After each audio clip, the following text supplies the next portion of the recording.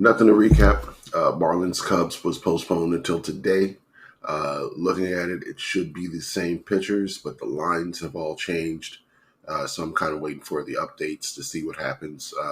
Two different pitchers were listed earlier this morning, like 30 minutes ago, when I checked. But it's back to Jamison Tyone and AJ Puck.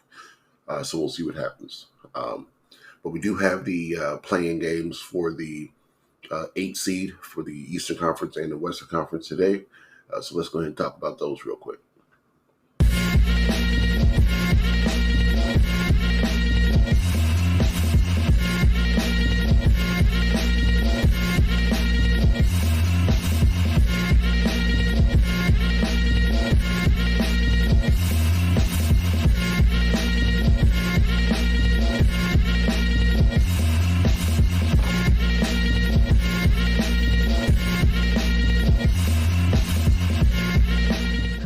What's up, everybody? Crash here. Welcome back to Crash Gets the Spread, where we talk about sports from a betting perspective. It is Friday, April 19th, and we have 2 games to talk about in the NBA.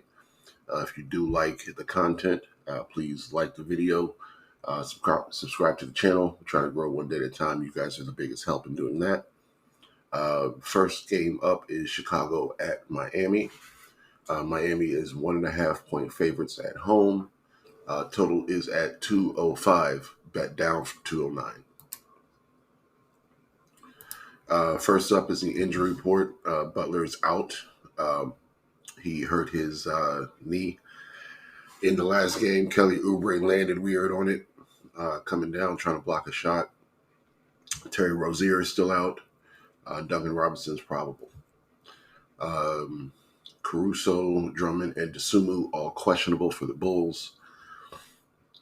I want to lead the Heat. Like I said in the last video, this is a win or go home scenario where I think they definitely get up for it. But no Jimmy Butler is big in the first game with no Jimmy Butler.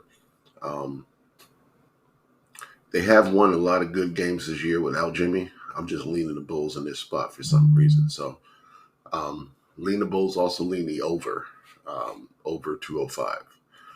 Kings and the Pelicans. Pelicans are home underdogs, 1.5 points. Totals at 210.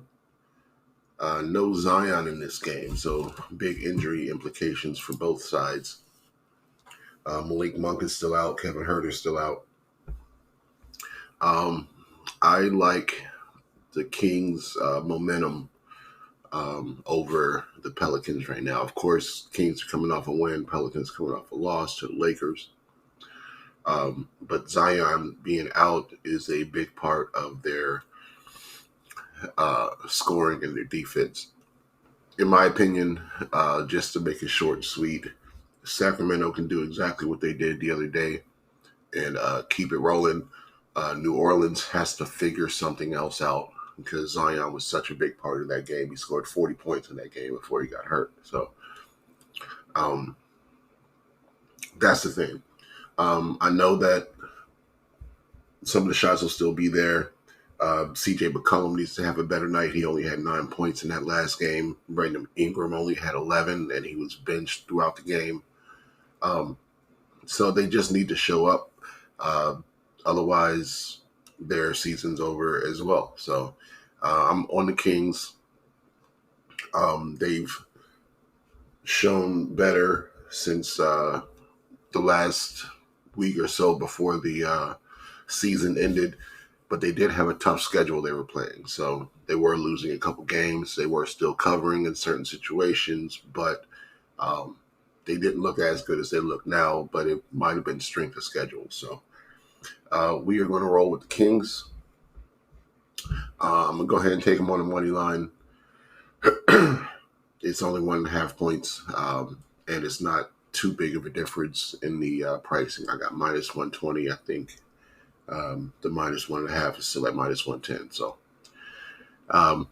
those will be my picks. I got the Kings money line, and I also got the Bulls on the money line. So let's lock those in. Let's get this money, and Still got the picks for the Marlins -1.5 and the Cubs team total over 4.5. So let's lock those in. We'll be back tomorrow for some actual playoff talk. Kobe, do you remember what you said about Jalen Brunson about 8 days ago? What you called him? Yeah, I said, he a Do you think the guy's not a... That's what I said.